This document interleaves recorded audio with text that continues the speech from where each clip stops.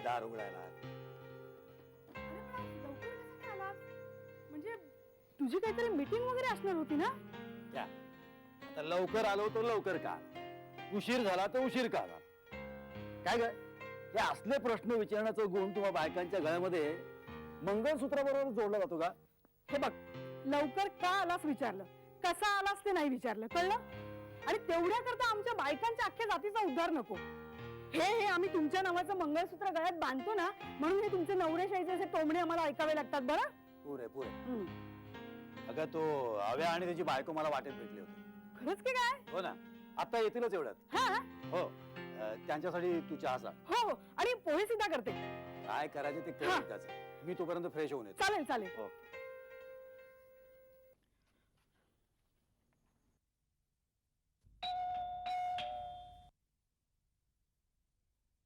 आली की काय?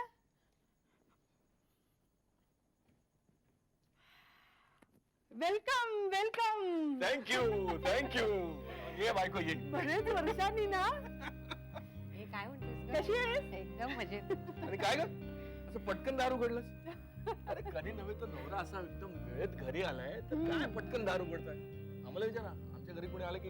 ए, चांगली 2.5 वर्ष लग्नाला झालेली आहेत, आता 7वा लागेल. अरे काय म्हणतेस प्रिया, वाटत नाही. तू पण काय हवी? अरे परवाच्या 17 तारखेला 7वा नाही का लागणार? अच्छा तसं होय. 2 वर्ष अधिक 6 महिने अधिक 1 महिना. म्हणजे लग्नाचा रौप्य महोत्सव साजरा करायला फक्त 22 वर्ष आणि 5 महिने उरलेत. बरोबर. आणि हो, त्या निमित्त ही छोटीशी भेट. हा स्वीटच आहे त्याच्यात. आतमध्ये गोंधळ ऐकायला आला तेव्हाच मी अंदाज बांधला मिस्टर आणि मिसेस गोंधळेकर आले असणार म्हणून. ए चल ग प्रिया, आपण आज जाऊया. आता ह्या दोघांना इथे गोंधळ घालू दे. ए, थँक्यू व्हेरी मच. ठीक आहे, तुझ्या बरोबर येऊ इच्छित आहे, घेऊन जा. नको इथेच राहू. बस ठीक.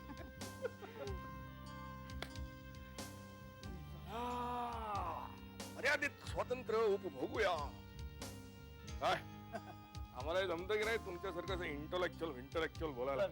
जमेल ना? चल गाडीपेटी कर. गाडेपेटी कुठे शोधणार बाबा?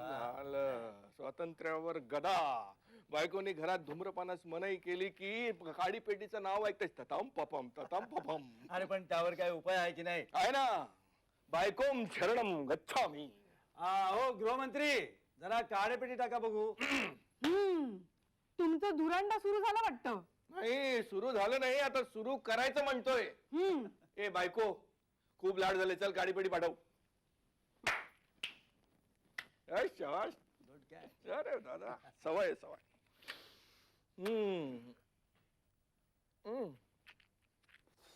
तुला ना एक सेन्सेशनल न्यूज द्यायची होती. मला माहिती आहे, मणीची ट्रान्सफर कॅन्सल झाली आणि त्याला हेड ऑफिस मध्येच प्रमोशन मिळालं. पाट्या, माथुर आणि रेगेला डावलून. माय गॉड, हे तुला कसं कळलं? ही तर फारच स्पेशल न्यूज होती.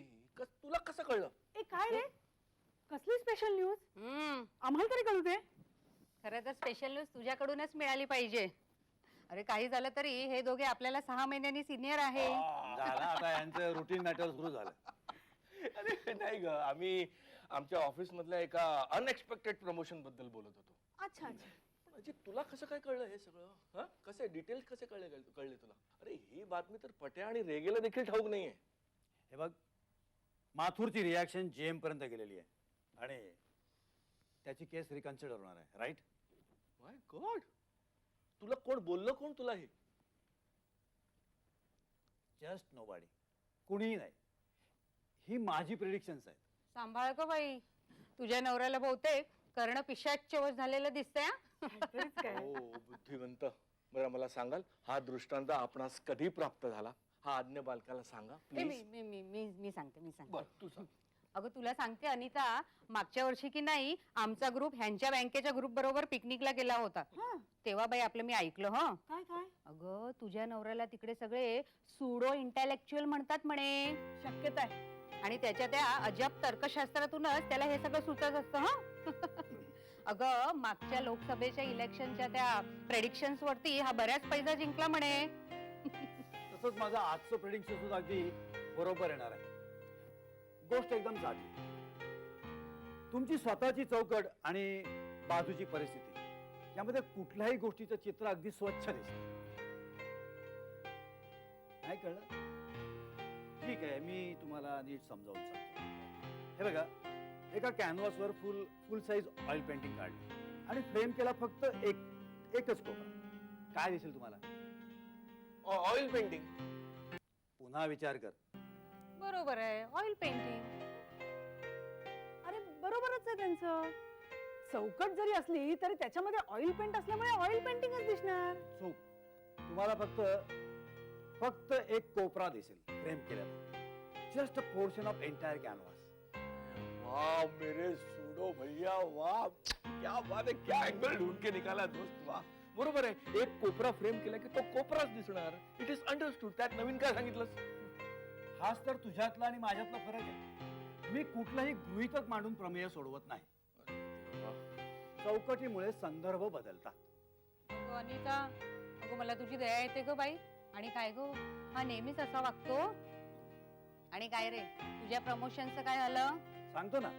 हे बघ, मला समजेल तसले सोप्या मराठी भाषेत सांग. त्या स्त्री मासिकांसाठी मला तुझी मुलाखत नकोय हा. तुझी आपली बँकेतली सहकारी म्हणून सांग किंवा तुझ्या बायकोची मैत्रीण म्हणून सांग, चालेल. बरं बाई, तुला समजेल अशा भाषेमध्ये सांगतो, मग तर झालं. हे बघ, म्हणीचं प्रमोशन झालं कारण तो आपल्यासारखा मध्यमवर्गीय नाहीये. त्याच्या बापाचा इम्पोर्ट एक्सपोर्टचा बिझनेस आहे, पण त्याला या बापाच्या बिझनेसमध्ये काडीचा इंटरेस्ट नाहीये. तो केवळ टाइमपास म्हणून आपल्या बँकेमध्ये काम करतोय. आणि दुसरी गोष्ट म्हणजे आपला हा विश्वनाथ आहे ना, आपला जनरल मॅनेजर, त्याला ह्या मणीच्या बापामुळे धडाधड प्रमोशन्स मिळाली होती. कशी माहितीये? हा विश्वनाथ जेव्हा आपल्या कार्टर रोड बँकेचा मॅनेजर होता ना, तेव्हा मणीच्या बापाने त्याला खंडीभर डिपॉझिट्स मिळवून दिली होती. आणि मी सुद्धा त्यावेळेला त्याच ब्रँचमध्ये होतो. मी स्वतः पाहिलंय. हा विश्वनाथ मणीच्या बापाचा हाय टर्नओव्हरचा अकाउंट आपल्या बँकेमध्ये ठेवण्यासाठी मणीच्या बापाच्या पाया पडायचा अगदी. मी सांगतो तुम्हाला, मणी ऑफिसर होईल, आपल्या फर्मसाठी ओव्हरड्राफ्टचं प्रपोजल सँक्शन करून घेईल आणि दुसऱ्या दिवशी बापाच्या गल्ल्यावर सुद्धा बसेल. आपला प्रवास फक्त मध्यमवर्गीय. म्हणजे बेसिक 5,000 ते बेसिक 10,000, पुढे पूर्ण बरा.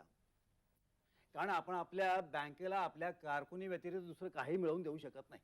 अच्छा, म्हणजे हेच तुझं मध्यमवर्गीय गृहीतक का? नाही, माझं गृहीतक मध्यमवर्गीयातला जन्म.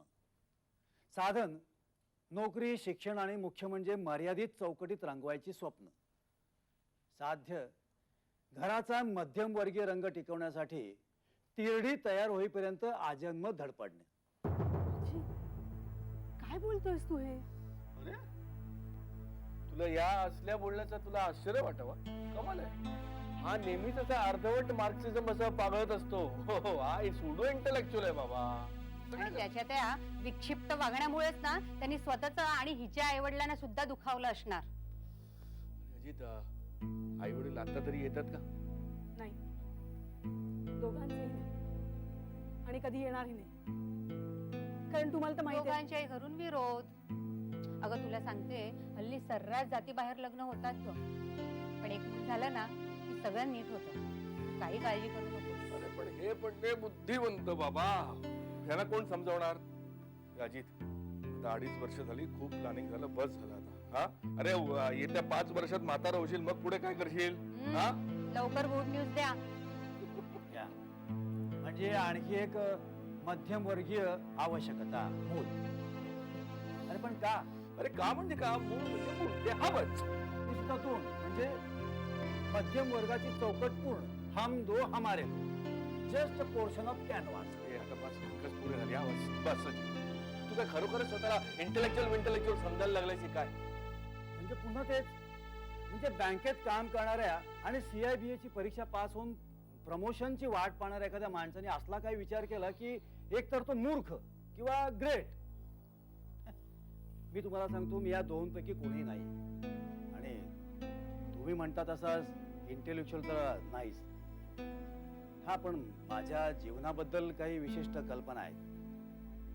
आता माझ्या काही इच्छा, आकांक्षा त्या परिस्थितीमुळे पूर्ण करता आल्या नाहीत. कारण मी कुठल्या परिस्थितीमध्ये जन्माला यावं हे माझ्या हातात नव्हतं. जी, हा जन्म माझ्यावर लादला गेलेला आहे आणि मला ती चूक करायची नाहीये. मला कुणालाही हा जन्म आणि हे मध्यमवर्गीय आयुष्य कुणावरती लादायचं नाही. अजित म्हणजे अगं अनिता, अजित म्हणजे तुझ्या कल्पनांसाठी तुझ्या बायकोनं बळी जायचं? अरे तुझ्या एका शब्दासाठी ना ती तिचं घरदार सोडून आलेली आहे आणि असलं कच्चं मडकं नशिबी पडलंय तिच्या.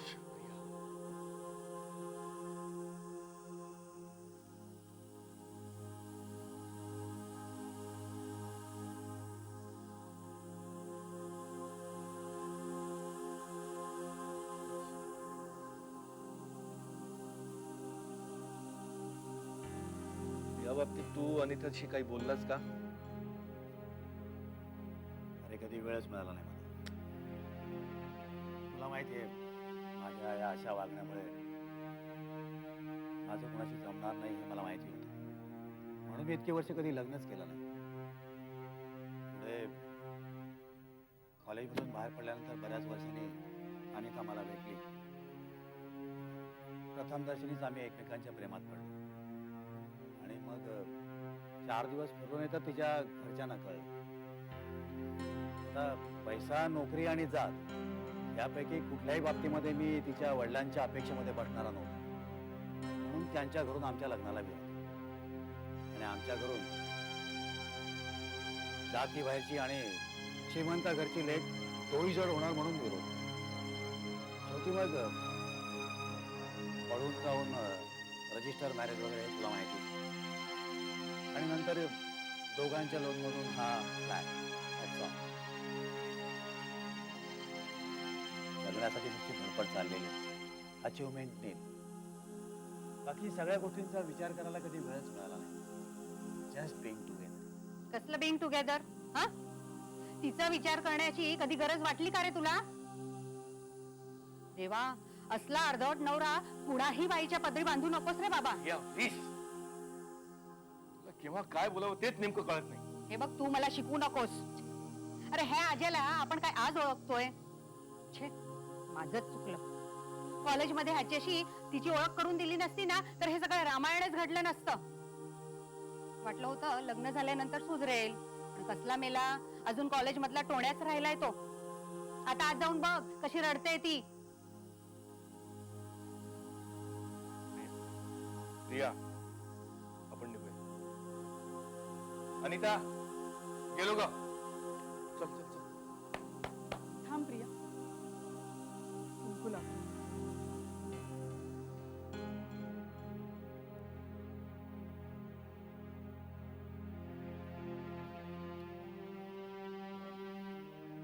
अनिता, प्लीज शांत रहा. मी बोलतो त्याच्याशी. मी शांतच आहे. हे बघा जिथे नुसतं असं इंटेलेक्च्युअली. अवी, तुझं हे इंटेलेक्च्युअलचं डिस्कशन आता पुरे झालं.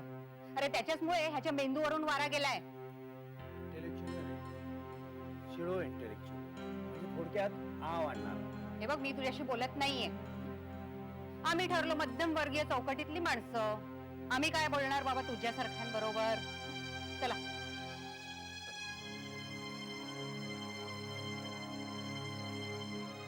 आणि हो अनिता, तुझ्या बाजूनी तुझं कोणीही नाहीये. अगं पण माझं दार सदैव तुझ्यासाठी उघड आहे. अगदी मध्यरात्री देखील. यशस्वी प्रेम विवाहाचं नाटक फार काळ टिकवता येत नाही, समजलं? या, तू माझ्या व्यक्तिगत भावनांवर आक्रमण करतेस. Sorry sorry Ajit, sorry. काही सॉरी बिरी म्हणायची गरज नाहीये. चल तू.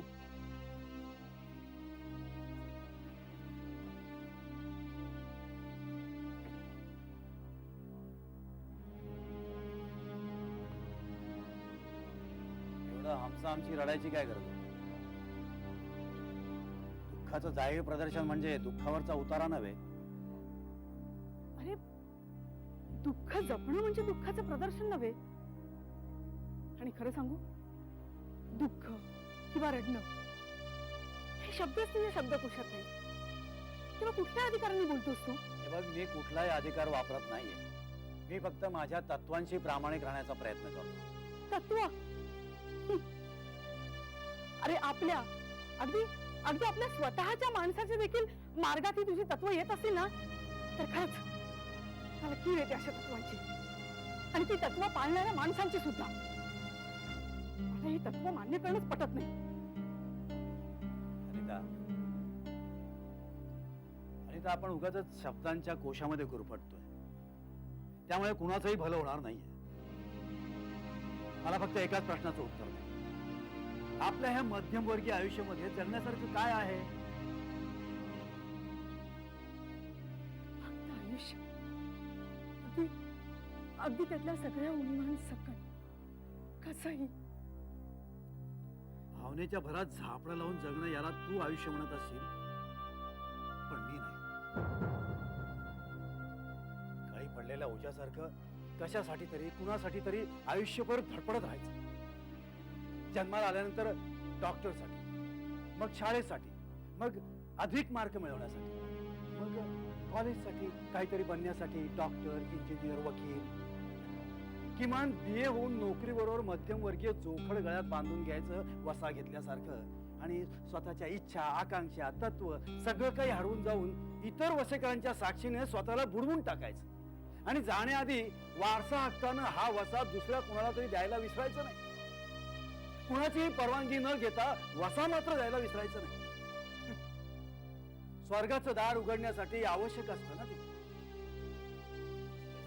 म्हणजे तुला वसा द्यायचा नाही? अरे माझ्या मातृत्वाचा अधिकार तुम्हाला नाकारतोय. तुझी सगळी तत्व मला मान्य आहे,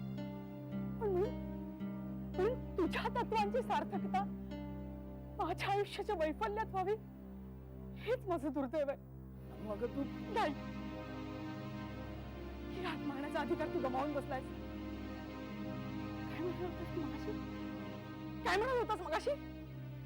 जस्ट बीइंग टुगेदर असंच म्हणत होतास ना? का? हे एकमेकांची अशी पारत करण्यासाठी? होय अनिता, मी म्हणालो होतो, अजूनही तेच म्हणतो. We are still together.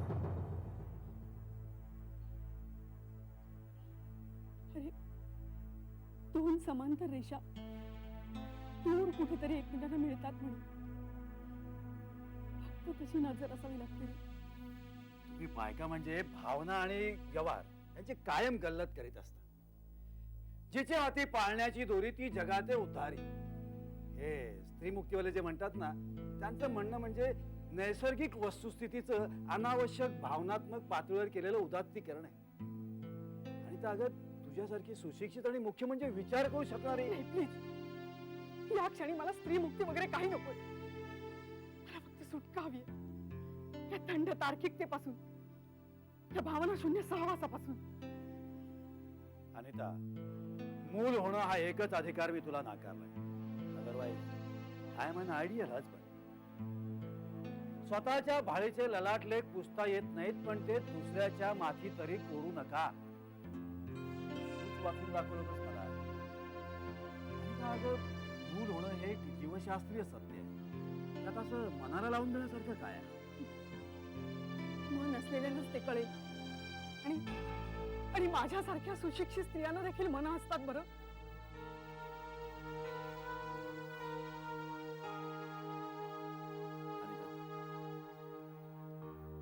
Anita, तुम्हाला हवी आहेस. माझ्या विक्षिप्तपणे इतकीच तू देखील माझी आहेस, फक्त माझी. मी तुझ्याशिवाय जगू शकत नाही अनिता.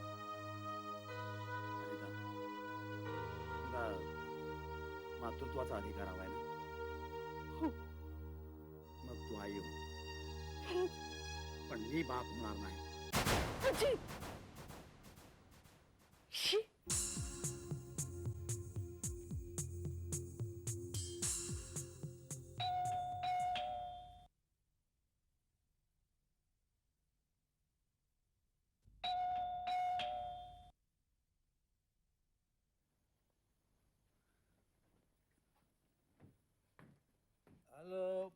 संस्कृती रक्षक पतिव्रता. हॅलो. अजित, तू खूप दारू पिऊन आलास, तुला शुद्ध नाहीये. म्हणजे पतिव्रतेच्या दुःखामध्ये आणखी एका दुःखाची भर. बट माय डिअर पतिव्रता बायको, फॉर युअर काइंड इन्फॉर्मेशन, गेल्या बुधवारनंतर आज पहिल्यांदा म्हणजे म्हणजे आठवड्यातून एकदा आणि मग दररोज. काय वाटेल ते कर. आयुष्य तुझंच आहे. सॉरी सॉरी सॉरी चुकलो. हे तू बुधवार संस्कृती रक्षक पतिव्रता नाही आहे. तू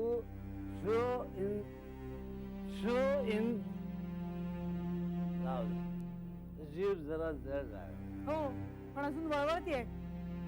कारण आहे माझी जीभ वळवळणारा कारण आहे. आणि मी दारू पिऊन आलो तर आपलं बोलणं होत काय, नाहीतर दोन ध्रुवावर दोघे आपण. तू तिथे मी इथे. अजित, तमाशा करू नकोस. लोक झोपलेत. Who cares? Who cares? लोकांनी मला कधीच वाळीत टाकलेलं. दारू पिऊन बायकोला मारणारा अनकल्चर बेस्ट. बट माय डिअर बायको, आपल्या त्या ऐतिहासिक भांडणानंतर आज 6 महिने झाले. मी एकदा तरी बोट लावलंय तुला? बोट लावलंय नाही ना? एकदा तरी भांडलो मी तुझ्याशी नाही? एक शब्द तरी बोललो मी तुला? एक शब्द तरी बोललो? तू किती अंत बघणार आहेस माझा? अरे जर तू पुन्हा चुकली. मी तुझा अंत बघत नाही. तुझा अंत बघत नाही. अगं आपल्या दोघांमध्ये आता कसला जोलावा शिल्लक नाही. गेल्या 6 महिन्याच्या आबोल्यामुळे उरली सुरली कोळी सुद्धा पर कर उरलाय फक्त या संसाराचा साकारा. या आपल्या घराच्या. तू किती किती किळसवाण आणि चमत्कारिक बोलतोस रे.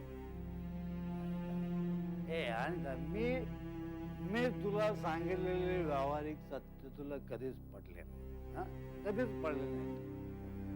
उद्याच्या पिढीनं तुला विचारलं की तुम्ही तुमच्या मातृत्वाचा अधिकार बजावला. ठीक आहे, ठीक आहे, आपल्याला काय देणं घेणं नाही. तुम्ही तुमचा बजावला अधिकार. पण परिस्थितीच्या दावणीला बांधून आमच्या जन्माआधी भोगवटा लिहिण्याचा अधिकार तुम्हाला कोणी दिला? कोणी दिला? अरे हा अधिकार जर तुम्हाला नसेल ना, तर तुमच्या या मातृत्वाचा अधिकार तुम्ही कशाचा जोरावा? तुला ना खूप चढली. तू शांत झोप बघू. मला दारू चाललंय. मला दारू चाललंय नाही. दारू चाललंय नाही. जन्मा बसून मरेपर्यंत अखंड ठेचा खाणारा आणि तरीही श्वास सर्वजण राहायला लावणारा हा अक्षय बोधशेपे मध्यम वर्ग मला जिवारी सोडतोय. हा सगळा मध्यम वर्ग आहे ना, तो चालतोय मला जिवारी. अरे मला तुम्ही काय करणार? काय करणार तुम्ही आयुष्यात? तक्रार कर म्हणणार. नोकरीसाठी मंत्र्याची, प्रमोशनसाठी साहेबाची आणि रिटायरमेंट नंतर पेन्शन ऑफिसरची तुमची देणार. रेशनसाठी रांगा लावणार. मोरदार म्हणाला गल्लीच्या दादाच्या शिव्या खाणार. तळागाळातल्या दुर्दैवी जीवांचे चार भोगणार आणि स्वतः निवडून दिलेल्या मंत्र्यांच्या लाथा खाणार. आणि या संसाराच्या खात्यामध्ये 5-6 पोरं जन्माला घालून 4 आयुष्याला टिळा लावून डोळे मिटणार. पण कशासाठी ना? कशासाठी? माझ्या प्रश्नाचं उत्तर आहे तुझ्याकडे? स्लो इंटेलेक्च्युअल म्हणून हेणवा सरळ. अजित प्लीज शिव्या देऊ नको. सभ्य लोकांची सोसायटी आहे ही. सभ्य सभ्य लोकांची सोसायटी आणि सभ्य लोकांची सोसायटी नाही. सभ्य लोकांची नाही सोसायटी, मध्यम मध्यम, सर्वार्थाने मध्यम. राग आला तरी मनगट सांभाळणे आणि मनातल्या मनात फंक्शनाय. शी. तुझ्याबरोबर ना जगणं देखील हल्ली मुश्किल होऊन बसलं. जगणं कसलं म्हणा, जस्ट बीइंग टुगेदरचं नाटक ते देखील जमत नाही. आपल्या हे असले विचित्र वागण्याचे नुसते तर्क आणि कुतर्क. मी जेव्हा तुला पहिल्यांदा भेटले होते ना, तेव्हा तू राजकारणावर बोलत होतीस प्रियाशी. आणि प्रिया आणि अभि देखील अगदी भारावून गेल्यासारखं ते ऐकत होते. थोड्या वेळ तुझी अखंड बडबड ऐकली, मी देखील त्यात हरवून गेलेले. तेव्हा देखील तुझ्या भोवती पडलेला परिस्थितीचा फास मला ठाऊक होता. तरी देखील तेव्हा तू गोष्टी वेगळा होता.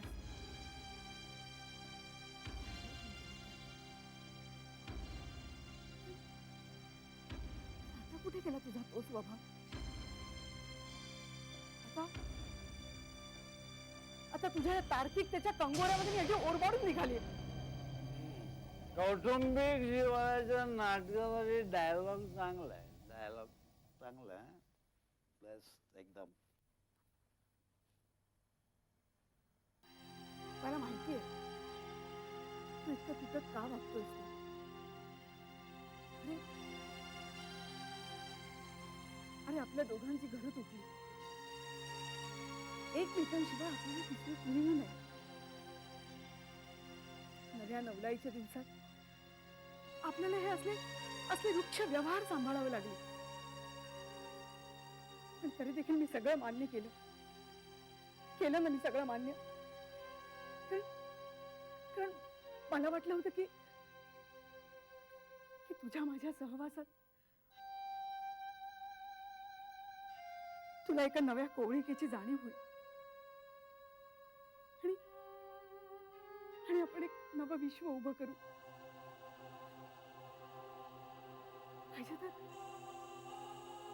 पाहिजे तर आपण हे फ्लॅटचं कर्ज संपेपर्यंत थांबू. नंतर आपण आपल्या बाळाला मोठं करू, त्याला वाढवू. चालेल ना तुला? तुला देखील तसंच वाटतं ना? सांग ना, तुला तसंच वाटतं ना? आणि हे विश्व वगैरे काय, विश्व वगैरे काय, child is child. It is just a biological fact. त्याचं एवढंच इश्यू करण्याचं काय कारण? अरे तू म्हणतो त्या पोराला आपण खूप खूप मोठा करायचा. खूप आता खूप मोठा म्हणजे तरी काय, परत डॉक्टर, वकील, इंजिनियर, बस एवढीच मजल जाते. म्हणजे प्रवास त्याचा मध्यम वर्गीय ते उच्च मध्यम. आणि त्यासाठी त्या पोराची फरफट करायची शाळेपासून. त्याला त्याचं बाल्य जगू द्यायचं नाही, त्याचं आयुष्य त्याला जगू द्यायचं. आणि मी तुला सांगतो, हा मध्यम वर्ग आहे ना, मध्यम वर्ग तो उत्पन्नगत नाही आहे उत्पन्नगत. हा जो एक जी संस्कृती आहे, संस्कृती व्यर्थतेचा शाप असलेली संस्कृती, व्यर्थतेचा शाप असलेली संस्कृती. बरं, भावनिक जाऊ दे, पण निदान माझ्यासाठी तरी. तुला कल्पना नाही रे, एखाद्या खूप तहान लागलेल्या माणसाला अगदी अगदी अगदी स्वतःच्या जीवाच्या पलीकडे देखील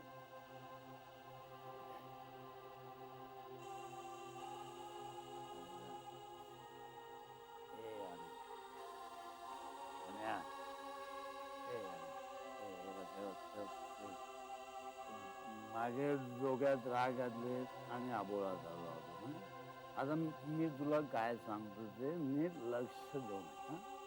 हे बघ it is just a matter of आणि जर तुला जर मूल होणं आवश्यक वाटत असेल ना आणि तू जर त्याला सुंदर भवितव्य देऊ शकत असेल तर तुझी गरज तू पूर्ण कर मी सांग तुझी गरज तू पूर्ण करून घे पण मला मात्र माझ्या या शापित संस्कृतीचा वारसा दुसऱ्या कोणाला द्यायचा नाही दुसऱ्या कोणाला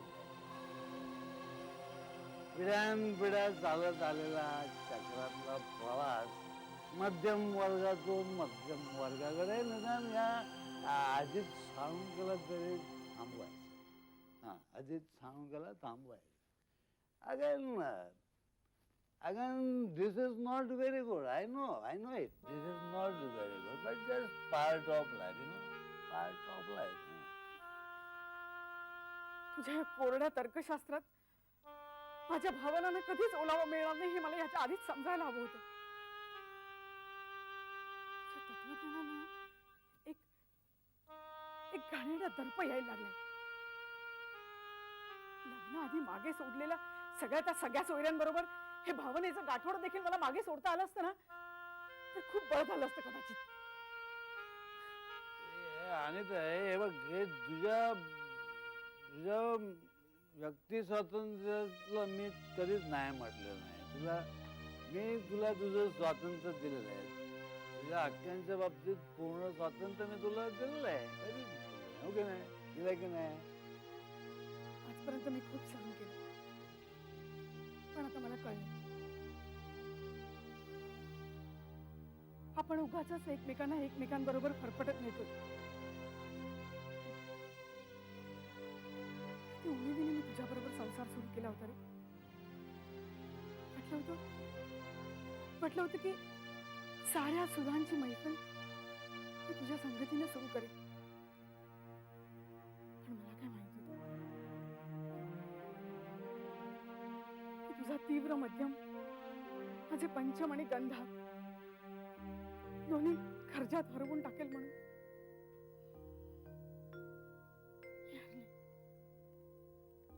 हरले रे मी.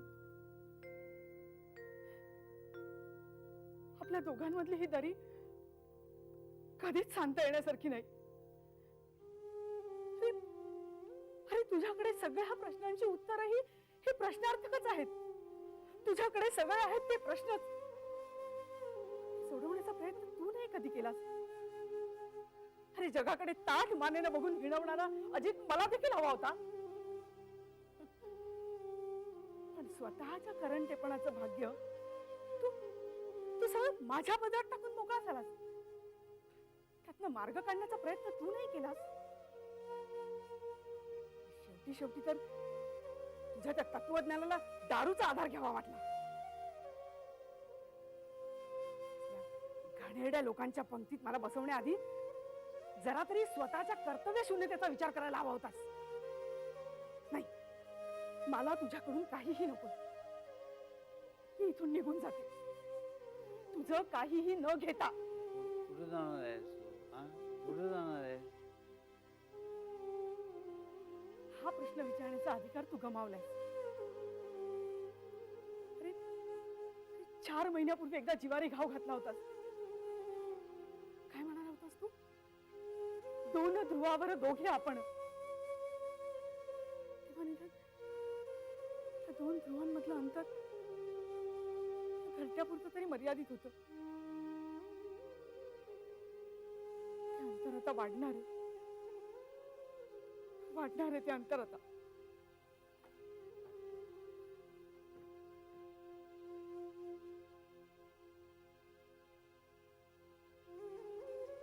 अजित साळुंखे ओळखलंस.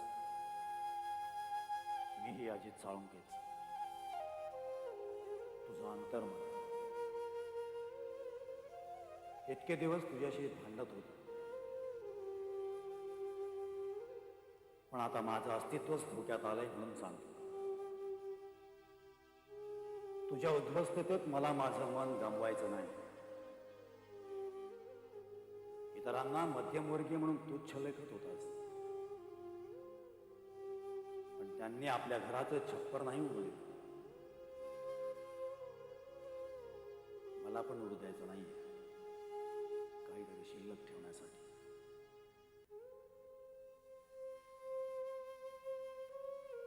अनिता अनिता अनिता अनिता अनिता मला सोडून जाऊ नको अनिता. मला अशी उद्ध्वस्त करून जाऊ नको अनिता. बेवस भयान अंधार रात्रीची मी एक विस्ती पणती, तू परत यायला पाहिजे. पोरक्या गुलाम क्षणांची एकमेव वारस. नियतीच्या बेदरकार धरणीनं कोरलेल्या उदास कपाळ रेषा उगाचच शोधताहेत अंत अजाणशा नशिबाचा, आयुष्यात साकळलेल्या क्षणांचा. न सुटणाऱ्या कोड्याचं तेच एक दूरधर उत्तर, तेच एक दूरधर उत्तर.